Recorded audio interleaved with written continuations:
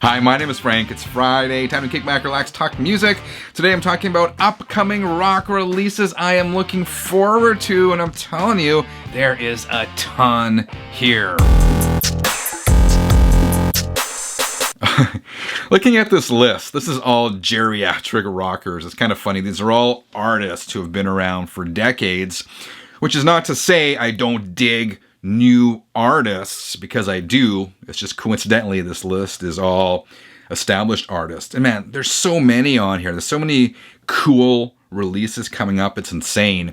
I'm not sure if this is a byproduct of the pandemic where people were kind of unable to tour, so they were at home writing and creating. That might be the case. I don't know. But let's go through some of this, and when you're done, let me know which of these releases you're looking forward to, or better yet, let me know what I missed, what records I should be checking out this fall that stand to be amazing. All right, first of all, coming up here on September 9th is the new one from Ozzy Osbourne, Patient Number 9. This is Ozzy's first release since 2020 when he put out Ordinary Man. Again, he is working with producer Andrew Watt. Chad Smith from the Chili Peppers plays drums on most tracks. There's also a guest appearance on drums from Taylor Hawkins, rest in peace Taylor. Robert Trujillo from Metallica plays bass on most of the tracks, and of course Robert also used to be in Ozzy's band at one point, and Ozzy's got a bunch of guest guitarists on here, Tony Iommi and Eric Clapton being a couple of them. Zakk Wylde plays on a bunch of tracks as well. So far, at the time I've recorded this video, I've heard the first two tracks Ozzy has put out, and so far I'm impressed. Like, I don't think Ozzy will ever capture that magic of Blizzard of Oz or Diary of a Madman again. But for a man in his 70s, in poor health, right? I think we can say he's in poor health. What I'm hearing is pretty impressive, so I definitely look forward to hearing the rest of this record. There are a bunch of variants available on Ozzy's website. I pre-ordered, but I went just for the straight up black vinyl, and I look forward to it arriving any day now. All right, September 16th. This is a band I don't talk a lot about, but I absolutely dig.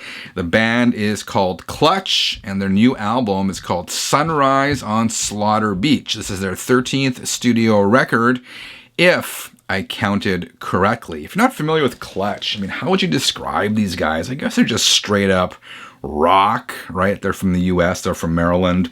They've been going at it for years, but it's not dumb rock. It's hard to describe. If you're not familiar with Clutch, you just got to check them out.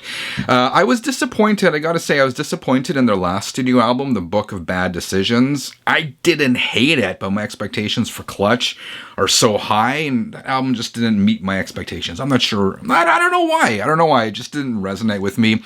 Like their two previous records to that did, Psychic Warfare and Earth Rocker. Two of my favorite albums, man. If you haven't heard them, check out Psychic Warfare, check out Earth Rocker by Clutch, and let's hope their new one is as good as those. All right, September 30th, another one of my favorite artists, Alice Cooper, live from the Astroturf. So as the name implies, this is a live album recorded with the surviving members of the original Alice Cooper band. It's recorded in 2015 at Good Records in Dallas, Texas. Now, the record was previously released on Record Store Day, I don't know, 2 or 3 years ago. And I remember seeing it here, and the price was sky high, man. I think it was like, I remember seeing it in the store for like 50 or 60 bucks. So as big as an Alice Cooper fan as I am, I just couldn't part with that kind of cash for it, which kind of sucked because this record wasn't available on compact disc at the time. It wasn't available on the streaming services. It was truly a Record Store Day exclusive. So it's nice now to see this record get the full treatment. It's not as expensive as that Record Store Day release was. It's on CD, of course. And I was flipping, in my mind between, should I get the compact disc, should I get the record, because it also comes with a movie, the video of the concert as well. And of course they kind of get you, right? The record comes with the DVD, and the compact disc comes with the Blu-ray. I kind of want the vinyl because the artwork looks fantastic, but I also kind of want the Blu-ray. Ultimately, I ordered the record, and I'm going to pass on the compact disc, so I'll have to live with the DVD. Anyway, I'm super excited about that one. From Alice Cooper, September 30th. Okay, this next one, this is probably my most highly anticipated new release of 2022. I'm going to say it. That's the new one from Skid Row. It's called The Gang's All Here. And this one is the first Skid Row record to feature new singer Eric Gromwell. The first two singles, the first two tracks they released, The Gang's All Here and Tear It Down, in my mind, are 8 on 10s. They are very, very good. And this is the first time in decades I have been excited about a Skid Row record, right? Like many of you, not all of you, but like many of you, I kind of lost interest in Skid Row after they parted ways with Sebastian. I wasn't even a fan of the last Sebastian album, Subhuman Race. Didn't really do it for me. I found it to be a disjointed effort. But man, everything I've heard about this record, I love. The earlier reviews and sneak peeks I'm reading, and people are just drooling over this record. Eric, the new singer, has the pipes. He's a lot younger than the other guys, but man, this guy has the pipes. I hope I'm not wrong, but based on everything I've read, based on expectations, based on these songs I've heard, this album is going to be a smash. Not a smash. This album is going to be smashing. It's going to be amazing. New one from Skid Row. Gang's All Here. October 15th. Check it out. This next one was a pleasant surprise to see this one was coming out. It's from Billy Idol. He is releasing another EP called The Cage on November 11th. This is a follow-up to his 2021 EP called The Roadside.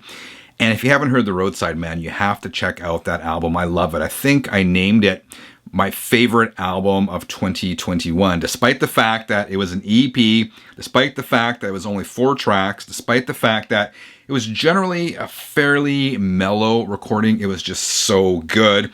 And I hope this new one is just as good. I've been reading that it's a little bit more rockin', a little more,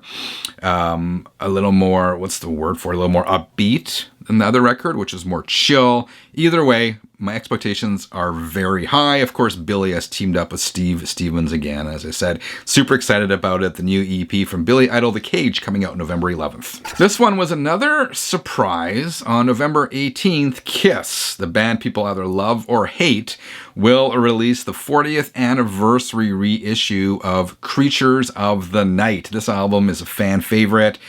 Came out in 1982, the last album with makeup, and there are various versions of this re-release coming out.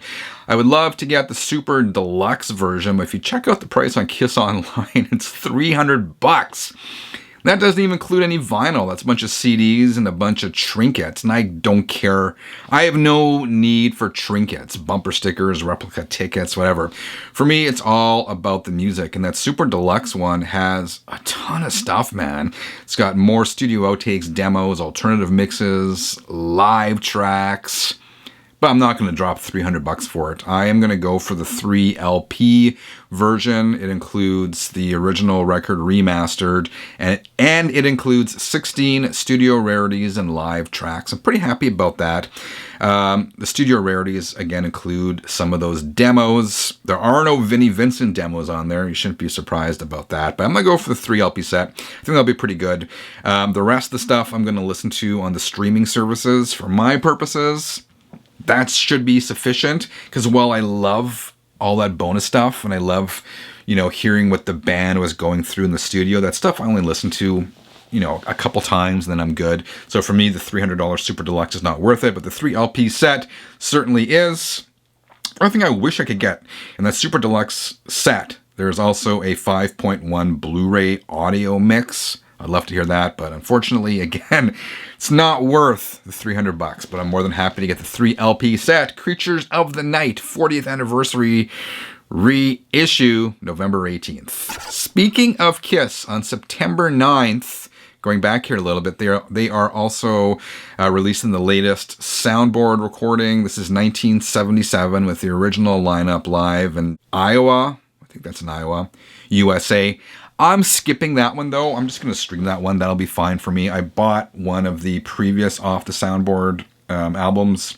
It was good, But for me, that's the kind of thing I listen to a few times and I file it away. So I'm not going to drop 50 or 60 bucks or whatever on it. But I know there's a lot of you Kiss fans out there. So that's definitely one of the soundboard recordings to get. Again, September 9th, live 77 classic era Kiss. All right, 33ers. Those are the upcoming records this fall. Rock records that I'm super excited about. What did I miss? What else should we, as a community of Channel 33 RPM viewers, be checking out? Let me know in the comments below. Thank you for watching. I'll be back again on Sunday with an all-new vid. Until then, keep on spinning.